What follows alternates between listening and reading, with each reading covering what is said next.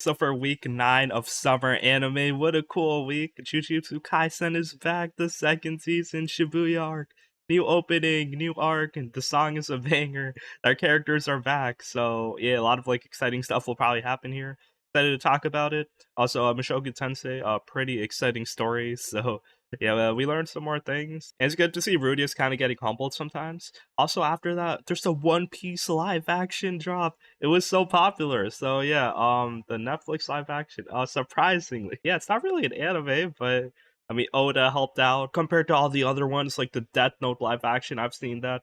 The Cowboy Bebop, I saw a few episodes. That one was a bit cringe. I mean, here, this they followed the source material here. It was good. I think my one complaint is that it's a bit cringe, but I mean, anime in general is cringe, especially converting into different mediums. Like the cringe will just like spark out at you. It's like people cosplaying and stuff. But here the show looked good. The costumes, the character designs were pretty much like pretty good as like realistic One Piece characters. I like the kind of like different cultures. Like I think Luffy's like pretty nice and goofy. Zoro's cool. Nami's alright. And then Usopp, bro, he got a glow up, so he's one of my favorite characters. Sanji as well. Sanji's like pretty standard. So this show, it looked good. Like it looked a bit expensive as well. Like I think it's the most expensive Netflix show with like $13 million per episode. So it really felt that way. I'm kind of like scared about like if they'll renew a season 2 because Netflix is known to drop a lot of shows. Like this one might get a season 2, but again, it's probably gonna be even more expensive. I'm a One Piece reader, but I'm a mid-piece shit talker as well because yeah, I've read like 300 chapters. Like the world building is insane, but I mean the character designs are goofy. The fights are kind of nothing special. They all devolve the same way with like Luffy falling asleep,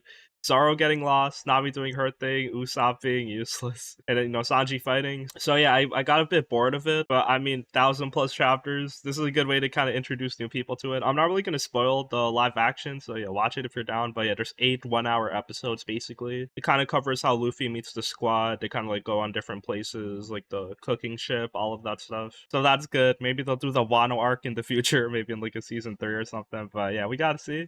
But yeah, that's it for the One Piece live action. Let's start talking about some animes though. So Jujutsu Kaisen, okay. So this is episode 6 of the second season. So I mean, nothing much to say. Just like so good. We are back. So the arc before this, Hidden Inventory, was a banger as well. But here, just judging from the opening, there's a lot of like spoilers in this opening, but they're kind of like very subtle. So they're not. It's not just like telling you who's fighting who. There's a lot of like scenery and setup and like hand signs and shit. So you don't really know who's doing what, but it's like shit's gonna pop off.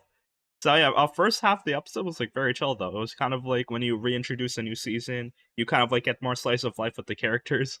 That's here as well because there's this girl, this tall, like hot model girl that is in love with Yuji. It's his childhood friend. So yeah, she was in the high school with him, but then she had to transfer out. She was also like very chubby. So yeah, she kind of got a glow up. She like grew really tall, and now she like sees Yuji in the streets in Tokyo. So she's like, goes up to Nobara and is like, "Yo, can you send me up?" So they start talking, and yeah, they realize, yeah, it is like that. So they call Megumi to see if Yuji is single, and Megumi confirms that yeah, he has no girlfriend, and he also confirms that Yuji likes tall girls. They call Yuji there, and Yuji actually recognizes her even after like she got taller and got skinnier. So yeah, Yuji Giga Chad, he's complimenting girls. He's so smooth. This is our shonen protagonist right here. And yeah, basically they kind of walk home together. It's a bit sad because they don't really establish a relationship. I guess they're both a bit busy doing their thing. We also see that the girl, she has like she hates how people are greedy, but she likes how Yuji kind of like sees things genuinely. And then she's also like greedy herself because she like wants Yuji selfishly. She doesn't really see anything extra in Yuji. So I guess that's a bit sad. They kind of like don't exchange contact info, but maybe we'll see her again. Also after that, second half of the episode, the action is starting. So there's a traitor. We learned that at the end of the first season, someone that's like leaking info that helped like Nahito and all of them kind of like break into the school, steal all those like cursed fingers, all of that. So who's the traitor? It's Mekamaru. Goddamn. So yeah, he's like kind of the only one. They did process of elimination because he can move his Mekamaru bodies all through the country, and basically yeah, no one can really detect him. So he's the only one to like give him intel. And so why did he do this? Why did my man go on the evil side? Well, he's kind of not evil, but he's a bit self-interested. So, like, he wanted to heal his body. So he worked with Mahito, and Mahito can use idol transfiguration to heal him. And that actually works out. So it was like a binding vow, so they can't really go back on their word or else they'll, like, to die or whatever. Then Mahito heals him. Mechamaru is kind of like hot. He has some bandages all over him, but now he's like healed. So he's kind of like Aki from Chainsaw Man, just like, you know, black hair, top knot, high school anime boy. And yeah, like the fight is starting. So he's healed, but Geto and Mahito want to body him. Mechamaru wants to escape so he can like call Gojo. Because once we call Gojo, problem solved. So yeah, Mechamaru kind of like jumps into his kaiju Mechamaru body. Giant silver, like Ava looking device right here. And he's like in the pilot seat. So yeah, we're in a mecha show right now. Mechamaru's pretty cool, but like he's going up against like one of the two bosses in the show. So yeah, like he's fighting Mahito. Mahito's so durable.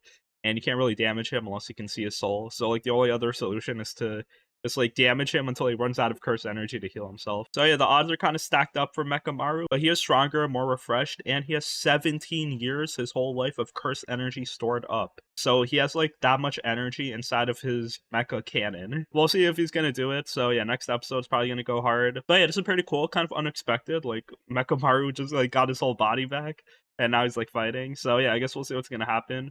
There's also a new ending. It's like a pretty chill ending with like Nobara, Yuji kind of hanging out. So that's also there. So Jujutsu Kaisen continues. And yeah, what are you waiting for? Go watch Jujutsu Kaisen now. All right, now for Mushoku Tensei Part 2, Episode 9. So, you know, another solid episode, bro. This anime, like, I hate it because, you know, Rudius is annoying, but I love when, like, we're learning things. I love when Rudius's pervertedness takes a back step. It's more of like world building. So here, yeah, Rudius meets the masked girl Silent 7 Stars. What a funny name. But yeah, basically Selphie tells Rudius that, okay, if you want to learn more about like teleportation, she's kind of like an expert in teleportation. So Rudius meets her and he's so scared. Gets shook, it's a panic attack because he's remembered about the time he got stabbed by Orsted. Because yeah, this is the masked girl that was with Orsted. And now she's here in this magic school, which is like pretty unexpected. So she's not really like an evil person, but we realize that she also got isekai'd. And that's why she wanted to see Rudius and like kind of meet up with all these like other isekai people. So yeah, once Rudius gets over his panic attack, it's a bit annoying seeing him like so weak all the time. Like, come on, get over it. But I guess yeah, he's like not really like a hero adventurer. He's still like a kind of a neat loser at heart. So when he deals with stuff that can actually kill him, make him feel fear, then it really traumatizes him. But anyway, like once he gets relaxed, he sees Silent 7 Stars and then they talk. So apparently, yeah, she's Japanese. And Rudius actually saved her. So she was like the girl that almost got hit by the truck, and then Rudius like intervened. So I wonder why she got isekai'd like later. I guess we'll see. But yeah, basically Rudius and her are talking in Japanese while Sophie is just like in the back, like, what?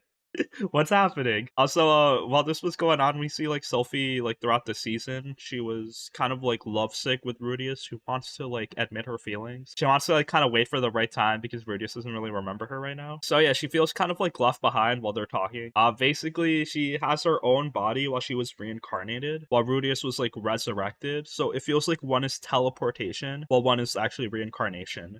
So it's kind of like a big difference, I guess, and that might lead to a hint on like solving the big mass teleportation incident. And we also learned that Orsted actually adopted her because when she got isekai'd, like she spawned next to Orsted, I guess. So then he kind of protected her. They followed each other, and we also realized that she has no magic. She has no mana. So I guess like because it's her real like Earth body intact, like that's why she doesn't have mana, and that's why she actually wants to make a deal with Rudius because Rudius has like a shit ton of mana and magical powers. But basically, Orsted adopted her. They fought a lot of people. She's also like proficient in teleportation.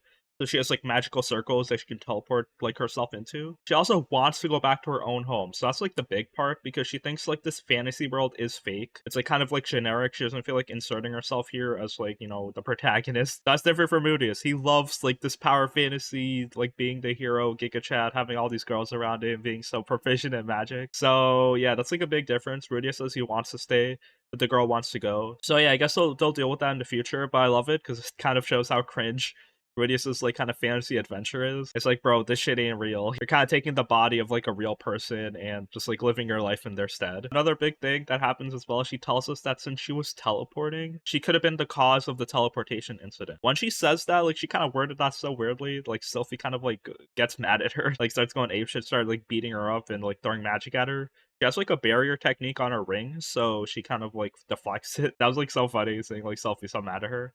Selphie kind of calms down, but basically she kind of like explains what she meant by like she was the cause. Maybe someone else did the teleportation, but the fact that she was like doing it herself might have like made someone else copy it or something. So yeah, we don't really know. But basically, yeah, she was like part of the reason that people got teleported. We probably still don't know who did it, but I guess like this is like a kid kind of like story world building explanation. And you know, I really enjoyed it because 9 episodes deep. I was expecting something big to happen, and yeah, this is one of them. I'm also expecting Selphie to kind of like reveal her identity. I thought she would do it at the end of this episode, but she didn't. So while they leave after getting the information, go back to their rooms, like Selphie, feels a bit isolated. She wants to reveal herself to Rudius, but like she, I guess, realizes that Rudius is something else, like an otherworlder. She's a bit scared now, feels a bit inferior, and doesn't think she's good enough for Rudius. I bet. So a lot of stuff is going on in her mind right now. It's a bit sad.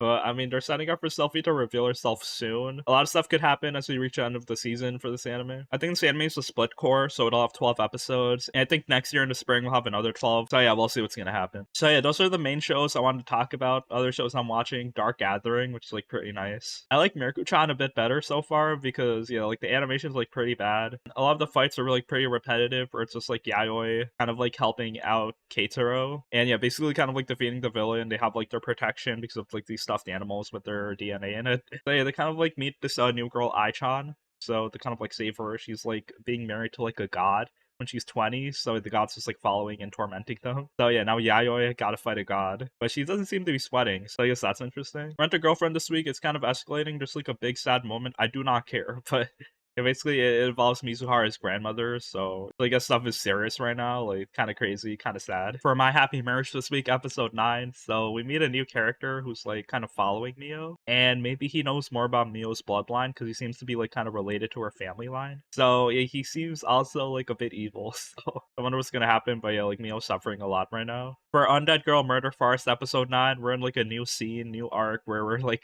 learning about werewolves, and apparently there's like this werewolf attack, so Aya kind of like pieces things together, a new mystery. I kind of like know what's gonna happen, I think, because like I think the werewolf didn't like commit this crime, just like a crime where like all these girls are gone missing and murdered. People blame it on a werewolf. I think Aya realizes that it might be like someone in the town with a grudge, like some serial killer. It's not really a werewolf, so I guess we'll see. Help this week, episode 8 was actually a bit spicy because we realized that okay, we see a witch, and then she looks exactly like Vermilio, but older. And she has like this like green blob with her that's like similar to the one Vermilio has. So we're kind of like in a time loop. All right, like that's kind of crazy though.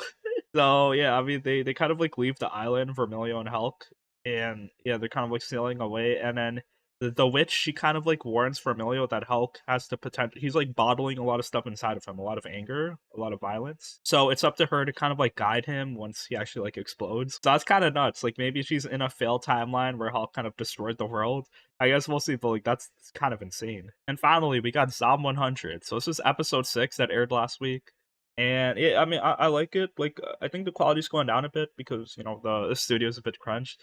But basically, yeah, this we kind of have a new mini arc where Akira, he sees his old boss, and then he's just so traumatized now. He was like so carefree and chill. Once he like gets reminded of his old work, now it's over. They first they get their RV, which was nice, their signature RV. That was shown in the art and the OP, like they're all traveling in the RV. They finally get it, but they get attacked by zombies, so they just like drive away. You go to like a funny RV show. The girl actually shows up as well, Shizuka, and then she's like, I want this RV, and they're like, no, I want this one. So they keep like coming across each other, and now they're traveling together. The thing is, there's like a spike trap in the highway. Now, you know, classic like zombie shit, like the humans are like, you know, being evil. So now Kencho, he kind of like trips and falls like on the spike trap. He's on his motorcycle, which is a bit inefficient. Like, why don't you ride on the RV? That's like a waste of gas right there. But yeah, basically, he kind of gets like injured from falling. So then the boss, he kind of like forces Akira to work for them for medicine. And now Akira's getting overworked. It's like pretty sad. So yeah, we'll see what's gonna happen. But yeah, it's like a big struggle right now since he was like living life carefree, crossing shit off of his bucket list every episode. And now he's suffering. It's probably gonna be a big character moment this arc. So yeah, there's more like kind of depressing stuff happening, which is very nice because I like how this anime, it kind of like has a theme, and it keeps like going with the theme of like how working sucks, like everything's kind of related to jobs and how different people like hate their jobs in different ways or like kind of think differently about their jobs. Yeah, basically the anime is good. We just like are getting episodes very slowly. They're like one day delayed or like a whole week delayed. So yeah, besides that, Top 100 continues, and I can't wait to see more of the anime. We're only halfway there. And that's it for the shows this week. Thank you for watching. Jujutsu Kaisen, I can't wait for more of season 2. And yeah, like the big thing this week, I think One Piece, everyone's liking it. So I mean, if this is kind of like influencing you to watch the anime or read the manga, like go ahead. But you're in a long ass journey. I recommend reading it because it is like a bit faster. I heard the animation's insane, you know, they're like kind of stepping their game up. The pacing's like pretty nice at these later episodes. But yeah, that's pretty much it. Thank you for watching. Let me know what your favorite shows this week was.